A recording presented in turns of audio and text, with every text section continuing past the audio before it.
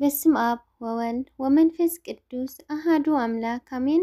ሰላም እግዚአብሔር አምላክ ምሳኸም ይሁን። ህዝበ ክርስቲያን ከመይ ሓዲርኩም? አነ ልዕል እግዚአብሔር አምላክ ይመስገን። ክልተ ጉንበት ዝንበብ ስንክሳር ዘንብብ ዝሰማዕ ፍቅሩ ጌታ ኣብ ልቦ ይዕንብብ ሓለወ በረኸት ተራዳነት ይረክብ። ዝኽረ ጻዲቅ ለዓለም ይሃሉ ዝኽሪ ናይ ጻዲቅ ንዘለዓለም ይነብር። ፍቅር ያገብረኒ ከመ እነግር ዘይናሁም ለቅዱሳን አባ ጊዮርጊስ ዘጋስጫ። ግንቦት 2 ዝኽረ ዓመታዊ ናይ ቅዱሳን በዓላት ቅዱስ ኢዮብ። ናይ ትዕግስቲ አቦ ቅዱስ ኢዮብ ኣብ ቅዱስ መጽሓፍ ከም ዝተመልከትናዮ ዘይተፈተኖ ነገር የለን። ሓረግ ተውልዱ ከዓ ካብ አቦና አብርሃም ይምዘዝ። አብርሃም ንይስሐቅ፣ ይስሐቅ ንኤሳው፣ ኤሳው ንራጉኤል፣ ራጉኤል ንናዝራ፣ ዛራ ንኢዮብ ይወልዱ። ቅዱስ ኢዮብ ዝነበሮ እስራኤላውያን ኣብ ግብፂ ኣብ ባርነት ከለው እዩ። ኣባና ኢዮብ እዚ ተሪፍካ ዘይብልዎ በዓል ጸጋ ሕያዋይ ንእግዚአብሔር አምላኽ ነበረ። ናይ ኢዮብ ሕያውነት ዝተመስከረሉ ብሰብ ፍጡሩ አንደበት ኣይነበረን፣ ብባዕሉ ብፈጣሪ አንደበት እምበር። በዚ ጸላኢ ዲያብሎስ ግን ንኢዮብ ምእንተ ክፍትኖ ካብ አምላኽ ፍቃድ ሓተተ።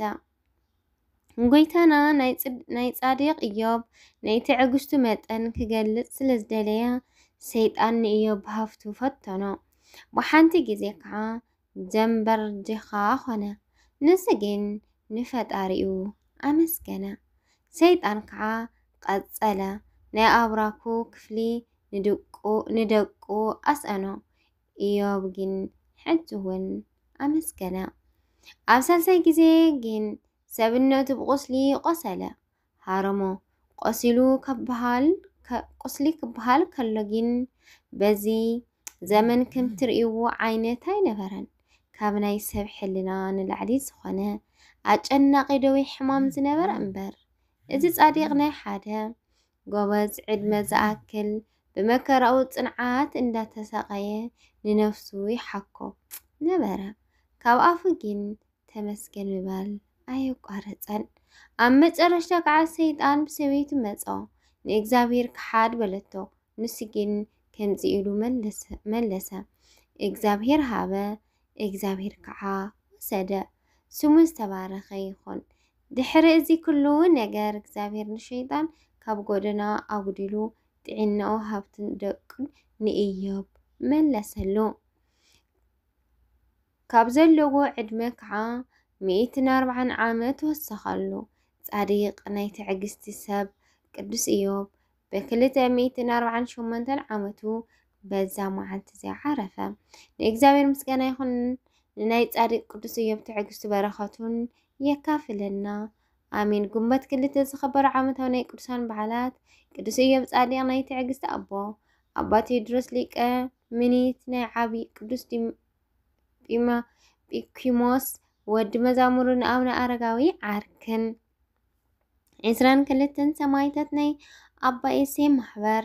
ወርሓዊ በዓላት ቅዱስ ቴዎድሮስ ሐዋርያ፣ ቅዱስ ሰዋርዮስ ዘአንጾቻ፣ ቅዱስ ዮሐንስ መጥመቅ፣ ቅዱስ አቤል ጻዲቅ፣ አባ ጳውሊ ገዳማዊ፣ አባ ሕርያቆስ ዘብሂንሳ። አሜን። በረኻቶምን ረድኤቶምን ምሕረት ናይ አምላኾምን ምስክልነ ህዝበ ክርስቲያን ዘላለም ጸኒዑ ይንበር አሜን። በስም አብ ወወልድ ወመንፈስ ቅዱስ አሃዱ አምላክ አሜን። ግንቦት 3 ዝኽበሩ ዓመታዊ ናይ ቅዱሳን በዓላት ቅዱስ ያሶን ሐዋርያ። በዚ ዘለናዮ ዘመን ካብቲ ዝሐዝን ነገራት ሓደ ናይ ቅዱስ ሰሞም ምስ ሰርሖም ምዝንግዑ እዩ። ንቅድስት ቤተ ክርስቲያን ደሞም ከም ዘፍሰሱ ኣዕጽምቶም ከም ዘይሰባበሩ ሎሚ ዝኽሪ ስኢኖም ኣስማቶም ተዘንጊዑ ይነብር ኣሎ። ሓደ ነፈቃን ከዓ ካብዚ ክፉእ ኦርቶዶክስ ተዋህዶ ስለ ክርስቶስ ግደፉ፣ ስለ ቅዱሳን ጥራይ ሰብኹ ይብሉና። ብጣዕሚ ካብቲ ዝሕዝን ነገራት ሓደ ቅዱስ ሐዋርያ ናይ 120 ቤተሰብ ምዝንጋዕ እዩ። ካብ 120 ቤተሰብ ናይ መብዛሕትኡ ስም ብምዝንጋዕ ሊቃውንቲ ከዓ ዝምታ ብምምራጽ ያሴን፣ አራስጢስ፣ አፍራዲጦስ፣ ቆራስ እንዳበልና ናይ 72 አርድእቲ ስም ክንጽሕፍ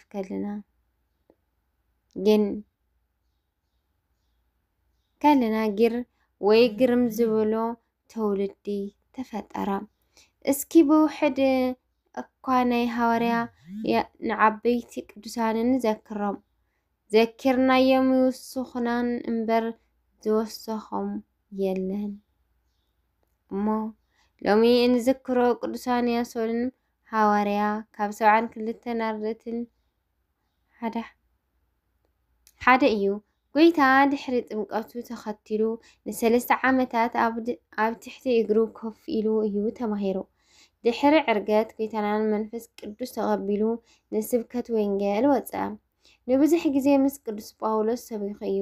ኣብ መከራ እውን ተከፊሉ ዓበይቲ ሃዋርያ ሰማዕትነት ድሕሪ ምቕባሎም ንዝመፁ ሓድሽ ክርስቲያን ተወለዱ። ካብ ጌታችን መድሓኒታችን ኢየሱስ ክርስቶስ በቃል ኪዳን ዝሰምዖ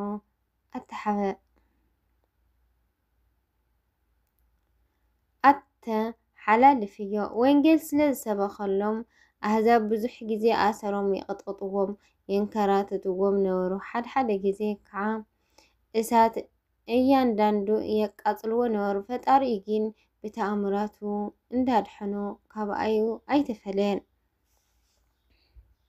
ኣብ ከተማ ወፂኡ ኣብ ደር ኣብ እስር ቤት ብዙሕ ነፍሳት ሸፋቱ ከይተረፈ ናብ ክርስትና ማረኸ። ቅዱሳን ያሶን ንነዊሕ ዓመታት ሰቢኹ ብጽቡቕ ሽምግልና ዓረፈ። ንግስቲ ወለተ ማርያም ዳግማይ ከዓ በዛ መዓልቲ እዚኣ ኢትዮጵያዊት ቅድስቲ ብረኽቲ ወለተ ማርያም ትዝከር። ወለተ ማርያም ማለት ንርህሩህ እፀ ንኣዲ ሰበይቱ ናይ እፀ ልበና ድንግል ናይ ቅድስቲ ሮማን ወርቅን ኢድ እያ። ኣብ ንግስነት ዝጸንሐትሉ ዘመን ካብ 1847 ክሳብ 1500 ዓመተ ምህረት ናይ ጥሜት ግዜ ብምዃኑ ብዙሕ ህዝቢ ተወዲኡ ነበረ። ብረኽቲ ወለተ ማርያም ካብ ጾምን ጸሎትን ሓሊፋ ንዝጠመዩ ምብላዕ ንብዙሓት ወገን ኮይናቶም እያ። ናይ ንጉስ ቤተሰብ እውን ናብ ጽቡቕ ክርስትና ብምምራሕ ዝተመስገነት ነበረት። በዚ መልክዕ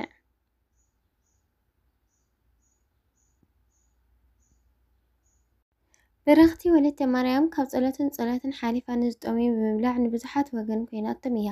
ናይ ንጉስ ቤተሰብ እውን ናብ ጽቡቕ ክርስትና ብምምራሕ ዝተመስገነት ነበረት። በዚ መዓልቲ ከዓ ዓረፈት ተቐበረትን።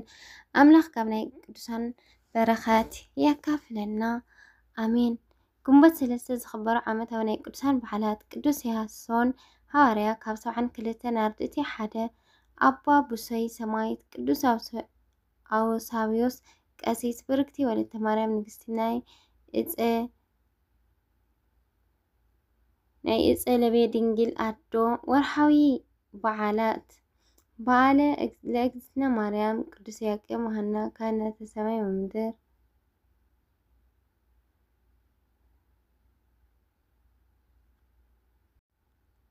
ካህናት ዘካርያስ ወስምዖን፣ ኣባ ሊባኖስ ዘመጣ፣ ኣባ ዜና ማርቆስ፣ አቡነ መድኃኔ ግዜ፣ ቅዱስ ቄርሎስ አምደ ሃይማኖት፣ ቅዱስ ስምዖን ዘአምዳ፣ ቅዱስ አቡነ አንበስ። እቶም አሜን በረኸቶም ረድኤቶምን ምስክርና ህዝበ ክርስቲያን ይኹን አሜን።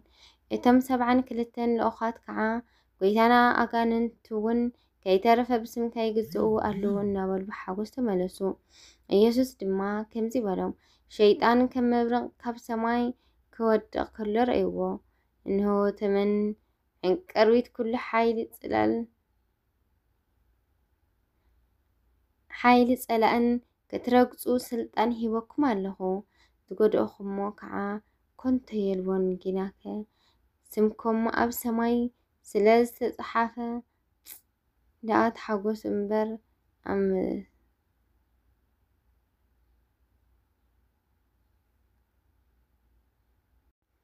መናፍስቲ ስለ ዝተመልአኩም ኣይተሓጎሱ። በረኸትን ረድኤትን ምሕረት ናይ ኣምላኽን ምስ ኩልነ ህዝበ ክርስቲያን ይኹን። ዝጎደለን ዝነጥበን ብኣብ ፍቱዋን መላእኽቲ ተኣርመና። ወስብሐት ለእግዚአብሔር ወለወላዲቱ ድንግል ወለመስቀሉ ክቡር።